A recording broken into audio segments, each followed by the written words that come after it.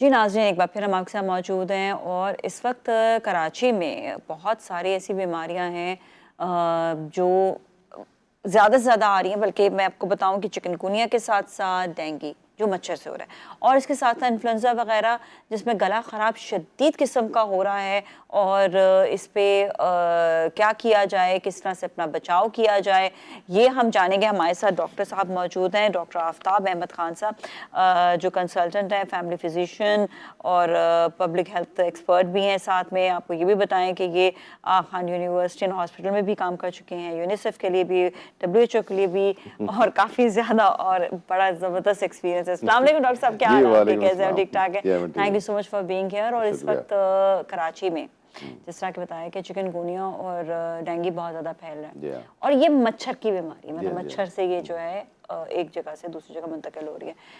तो इसके हवाले से बताएं कि इसमें अगर हो जाए तो क्या करें, बचाव कैसे किया जाए। और इन्फ्लुएंजा भी जो है वो भी फैला हुआ है, एक गले की जो एक अजीब सी बीमारी है जिसमें गले में दर्द होता है और उसके साथ साथ जो है वो सर का भी दर्द हो रहा है और अजीब जिस्म भी टूट रहा है। उसके हवाले से बताइएगा और उनका डिफरेंस भी बताइएगा जी। बहुत अच्छा आपने आज का मौजूद जो है जिसका इंतखाब किया है, क्योंकि मैं भी जब ज़ाहिर बात है मेरे पास भी इस तरह के मरीज़ बहुत ज़्यादा आते हैं। दिन भर में जो है वो बुखार, नज़ला, ज़ुकाम, खांसी और जिस्म में दर्द, जोड़ों में दर्द। तो अगर हम इसको अगर हम थोड़ा सा मैं ब्रीफ कर दूं आपके नाज़रीन के लिए कि 3 तरह की जो आजकल बीमारियां वो फैली हुई हैं। एक तो चिकनगुनिया बहुत ज़्यादा फैली हुई है, मलेरिया, और तीसरा जो है ये डेंगू। अच्छा, तीनों की जो वेक्टर है वो मच्छर है, ठीक है ना? हाँ, मच्छर। तो इसका मतलब इसका हम बचाव मुमकिन है। अगर हम बचना चाहें तो इससे बच सकते हैं, लेकिन क्योंकि हम ज़ाहिर बात है बहुत सारी चीज़ें सरफ नज़र कर देते हैं और हम एहतियात नहीं करते हैं, तो उसका हम जो पेशकमा फिर ये होता है कि हमें इस तरह की बीमारियाँ होती हैं। हम एक ही करके बात कर लेते हैं। पहले जैसे मिसाल के आपने कहा चिकनगुनिया, पहले तो चिकनगुनिया, क्योंकि हाँ, उससे बहुत ज़्यादा फैला हुआ है बहुत ज्यादा चिकनगुनिया। इतनी जी दर्द होता है जिस समय मैंने सुना है कि हाँ, बहुत बहुत ज़्यादा दर्द होता परेशान है। है। चिकनगुनिया में देखें बुखार होता है, बहुत ज़्यादा मतली सी होती है, सर में दर्द होता है और आपको जो है क्या ना जोड़ों में दर्द शुरू हो जाता है। खासतौर पे जो छोटे जोड़ होते हैं यहाँ से दर्द शुरू होता है, फिर बड़े जोड़ों तक चला जाता है। जी तो ये सबसे बड़ी अलामत होती है। बाकी में इन दोनों बुखारों में, मलेरिया में और डेंगू में इस तरह का नहीं होता। तो जो ही इस तरह की कोई चीज़ होती है तो आप फ़ौरन अंदाज़ा कर लेते हैं कि मुझे मैं चिकनगुनिया की तरफ जा रहे हैं या जिसको बुखार हो रहा है। अब इसका इसका क्या किया जाए? इसका देखें, जितने भी वायरसेस होते हैं ये अब जैसे सर्दियाँ आएंगी, एक कंडीसिव एनवायरनमेंट मिलता है वायरसेस को। जैसे आपने फरमाया कि जी आपके गले में कुछ गला प्रॉब्लम खराब है भी, या जी जी जी, किसी की प्रॉब्लम, वो एलर्जीज चिक बहुत चिक हो ज्यादा। गई, चिक चिक नहीं कहते, गले में बहुत ज़्यादा जो है उस तरह की चीज़ें हो रही हैं। तो वो अभी ये जिस तरह से हम जाएंगे नवंबर दिसंबर, इसमें यही वायरसेस बहुत ज़्यादा प्रिवेल करेंगे, क्योंकि उनको एक अच्छा कंडीसिव एनवायरनमेंट मिलेगा, अच्छा जो है मौसम सर्द मिलेगा, तो वो ज़्यादा ग्रो करते हैं। धूप निकल रही होती है और एक एनवायरनमेंट में गर्मी होती है तो वायरस वैसे ही मर जाते हैं। तो कोशिश ये कीजिए कि इसमें एहतियात करें। पहले चिकनगुनिया की हम बात करते हैं कि जैसे मिसाल के तौर पर अगर खुदा न खास्ता घर में किसी एक को चिकनगुनिया होता है, वो मच्छरों से एहतियात नहीं करते हैं, ना उन्होंने जनाब पूरी कवर करके पहने हुए होते हैं अपने कपड़े, ना उन्होंने जो है रिपेलेंट जो आते हैं बहुत सारे मच्छरों से दाफे जो चीज़ें आती हैं लगाने की वो इस्तेमाल करते हैं। और फिर ये कि जो घर पे नेटिंग होती है वो भी नहीं होती, और शाम में जो है दरवाजे खुले रखते हैं या ऐसे टाइम पे बाहर चले जाते हैं जहाँ पे मच्छर बहुत ज़्यादा होते वॉक हैं, के लिए स्पेशली या जो लोग वॉक के जा लिए रहे जाते हैं, होते हैं, जैसे बिल्कुल बहुत एहतियात बागात करने की में जरूरत चले है। जाते हाँ, हैं या ऐसी पार्क में चले मच्छर किस जाते हैं, टाइम मच्छर सोता होते है? हैं। ये जो है शाम के वक्त शाम के टाइम सो जाता है मच्छर। मच्छर नहीं, मच्छर तो सारा जागते रहता है, सारा वक्त जागता या रहता है, तो जागते मेरे को रहता उस टाइम पे निकला जाए जब मच्छर सो रहा हो। अब ये हो सकता है कि हाँ मच्छर जी, को सोने की दवा दी जाए ताकि है वो सो ना, जाए फिर ये निकले। करना चाहिए हाँ उसको सारी जिंदगी के जी। लिए सो जाए। अब मच्छर ने खुदा न खास्ता अगर घर में किसी एक को चिकनगुनिया है हाँ और जी। उसने उसको बाइट किया और उसका खून सक किया उसने, और फिर वो मुझे जाके काट लिया उसने, तो उसने मेरे अंदर भी ये मुंतकिल कर दिया। तो एंड जब सेम मुझे, थिंग विद डेंगू ना। जी हाँ, जहाँ से डेंगू में भी ऐसे होता है और इसी तरह से, लेकिन मलेरिया में भी इसी तरह से होता है। अच्छा, तो एक इसका सवाल और, एक जी सवाल और, क्या चिकनगुनिया का मच्छर कुछ डिफरेंट टाइप का होता है, जिस तरह डेंगू का मच्छर कहते हैं कि जिसके ऊपर धारियां होती हैं, ऐसा होता है, वो मच्छर डिफरेंट होता है, तो क्या चिकनगुनिया का भी कोई मच्छर डिफरेंट है नहीं, या नहीं, वो नॉर्मल है? नॉर्मल तो नॉर्मल ये तो वाला और मच्छर है। खतरनाक हो गया। या ये खतरनाक तो हो गया, आपको नजर नहीं कोई, आता। हाँ, मुख्तलिफ और भी ज़्यादातर नहीं है। वो डेंगू का भी आपको माइक्रोस्कोप से थोड़ी देख रहे होते हैं। ये हाँ, तो हम जो साइंटिस्ट ने दरियाफ्त किया कि जी इस तरह का इसको धारियां लेकिन पड़ी कुछ होती है, पता नहीं है। लेकिन नेकेड आई से आप कैसे देखेंगे इसको? वो तो उड़ला होता है, वो तो काट के चला जाता है, तो फिर आपको पता चलता है कि मच्छर ने काट लिया। ये तो हमने अपनी आसानी के लिए एक इस तरह की जो डिस्क्रिप्शन दे दी है कि जी और उसमें ये जो धारियां होती साफ हैं, ये पानी में होता है। बैठता है या मच्छर या कोई ऐसा कुछ भी नहीं है, लेकिन नहीं, वो बस सही है, जो बात डेंगू का सही जो है है, वो साफ पानी में लेकिन होता ये है, चिकनगुनिया का कहीं पर भी बैठता वो है कहीं बैठ मच्छर। जाता है। अब देखें जैसे बारिश का मौसम ख़त्म हुआ है, ठीक है ना, अक्सर आप देखेंगे और कराची में खासतौर पे जगह जगह जो रोड्स खुदी हुई हैं, बन रही हैं। अब वहाँ पे ये नहीं गड्ढे कि भी बहुत बहुत बड़े, जी हैं हाँ, रोडों गड्ढे पे। भी हैं, वहाँ गड्ढों में जो है पानी हाँ जमा हुआ है, ठीक है बिल्कुल। ना। अब उन जो गड्ढों में जो पानी जमा हुआ है, जब ये मच्छर जो है वहाँ पे अपना अंडे देता है तो उसकी बहुत जल्दी ग्रोथ हो जाती है। अच्छा, एक सवाल और कि दुनिया भर में हमने देखा है खुले नाले होते हैं, तो ये मच्छर कराची में ही क्यों खुले नालों में ज्यादा आते हैं ये, और दुनिया में क्यों नहीं इस तरह मच्छर पैदा होते? क्या इनमें क्या डिफरेंस होता है? खुले नाले तो दुनिया में जो नाले वगैरह होते हैं बाकायदा उनके अंदर जो है वो उसकी ट्रीटमेंट हो रही होती है ना, सफाई होती रहती हमारे यहाँ ट्रीटमेंट नहीं होती ना, हमारे यहाँ तो स्टिग्नेंट जितने वाटर होते हैं, स्टिग्नेंट मतलब रुका हुआ पानी में जो है ये मच्छर अपने अंडे देता है, ठीक है ना, बहते हुए पानी में तो नहीं दे सकता, रुके हुए पानी में देता है। अच्छा, दूसरी बात क्या है, घरों में देखें आप आजकल बहुत ज़्यादा पौधे लोग अपने घरों में इस्तेमाल करते हैं, प्लांटेशन करते हैं ना, पॉट लगाते हैं, नीचे पानी डालते हैं, पानी से नीचे जमा हो जाता है, वो है। अक्सर पानी कराची में पानी का बहुत ज़्यादा फुकदान है, लोग जमा करके रखते हैं पानी, उसको ढक के नहीं रखते, खुला हुआ रखते हैं। अब वो जब पानी जब खुला हुआ है तो उसके में एक वेक्टर बन के उसमें भी अंडे दे देते हैं, वो फिर उसमें जब जना वो बच्चे हो जाते हैं, बड़े हो जाते हैं, तो वो आपके लिए मुसीबत का बायस बनते हैं। इसी तरह छतों पे या आप देखें और जगहों पे पॉट पड़े होते हैं, टायर्स देखें पुराने पड़े होते हैं, उनमें पानी जमा हो जाता है। ये छोटी छोटी कहीं पर भी पानी जमा पानी जमा होगा तो कचरे पर आते ही नहीं आते नहीं, मच्छर? कचरे पे नहीं आते, ये पानी में होते हैं, जहाँ पानी में होते हैं। इसका इलाज क्या है? इसका इलाज क्या है, देखें जहाँ के महल्ले में कुछ हमारी भी जिम्मेदारी है ना, अगर हम सारी चीजें गवर्नमेंट के ऊपर छोड़ देंगे तो हम उसका खमियाजा भुगतेंगे।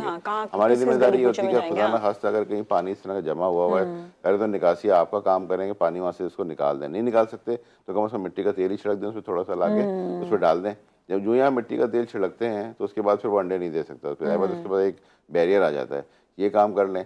घरों में देखें या महलों में देखें कहीं पानी जमा हुआ है तो वहाँ पे लुढ़का दें, पानी बह दें ज़मीन में, ताकि पानी ज़ाया हो जाए, जमा ना रहे पानी। ये तो चीज़ें का अगर आप मच्छर को ये दावत देंगे कि आइए और जनाब अपनी नस्ल को बढ़ाइए, तो बढ़ाएगा अपनी नस्ल को। और चोर जो है वो ढक्कन चोरी ना कर जाए गटर के, है ना? नहीं, गटर के ढक्कन में चोरी ना करके जाए। दूसरे घरों में जो आप देखें अक्सर जगह पानी जमा हो जाता है और हम जमा भी कर लेते हैं। अक्सर जो रिजर्वायर होते हैं पानी के वो खुले हुए, पानी के टैंक खुले हुए होते हैं। कोई भी कहीं पर भी पानी खुला हुआ बेसिकली नहीं होना चाहिए, वो पानी बंद हो। और अगर वो पीने का पानी नहीं है आपका और ऐसी जाए तो उसके बाद मिट्टी का तेल छिड़क दें, ताकि वो पानी जो है उसके ऊपर मिट्टी का तेल। अक्सर हम देखते हैं मोहल्ले में भी कहीं ना कहीं पानी जो है जमा तो हल्का सा मिट्टी का तेल डाल दो तो उसपे वो मच्छर जो है पैदाइश नहीं हो सकती। और दूसरी बात ये कि जो मलेरिया है, देखें मलेरिया के बुखार की कैफियत अलग होती है, चिकनगुनिया के बुखार की कैफियत अलग होती है, डेंगू की अलग होती है। तीनों को बताइएगा और इनके हवाले से ये भी बताएं कि क्या जो है इलाज भी क्या है और एहतियात में इम्यूनिटी कैसे अपनी अच्छी करें। अगर इम्यूनिटी अच्छी होगी तो मच्छर अफेक्ट नहीं करेगा क्या? नहीं, मच्छर या फिर भी करेगा, लेकिन करता तो है, लेकिन फिर भी आप उसको वो सर्वाइव कर जाते हैं। अच्छा, देखिए एक ऐसा मरीज जो पहले उसकी इम्यूनिटी कमजोर होती है, खुदा ना खास्ता उसकी क़ुव्वत मुदाफ़ियत कम है, कोई भी जरासीम उस पर हमलावर होता है वो जल्दी कैच कर लेता है। और एक ऐसा जानदार आदमी या जिसकी इम्यूनिटी मजबूत है उस पर थोड़ा टाइम लगता है तो वो सर्वाइव कर जाता है वो, ठीक है ना। अब मैंने आपसे गुजारिश की कि बुखार किस तरह से होता है। जैसे मलेरिया का बुखार होता है, इसमें बुखार जो है एकदम पीक्स आती हैं। इसमें अभी बुखार नहीं था, एकदम हाई गया, 103 104 बुखार हुआ, दोबारा ड्रॉप हो गया, शिवरिंग शुरू हो गई आपको बहुत ज़्यादा बुखार में, ठीक है ना, आपको बहुत ज़्यादा दर्द शुरू हो गया, उल्टी होना शुरू हो गई, आपको मुंह कड़वा कड़वा हो गया, तो ये तो आप देखते हैं कि ये मलेरिया का हो रहा है। जो चिकनगुनिया का होता है वो एक सस्टेनेबल बुखार होता है, हाई ग्रेड तो होता है लेकिन सस्टेनेबल होता है। दूसरा उसके जोड़ों में दर्द शुरू हो जाता है, जबकि मलेरिया वाले में जोड़ों में दर्द नहीं होता। इसी तरह से अगर आप देखें कि जो डेंगू का होता है, डेंगू में भी बुखार तो होता है, हाई ग्रेड भी होता है, लेकिन उसमें क्या होता है कि खुदा ना खास्ता अगर ज़्यादा प्रिवेल करता है बुखार तो फिर आपको नाक से, मुंह से और जो जितनी भी और उससे खून का जारी होना शुरू हो जाता है।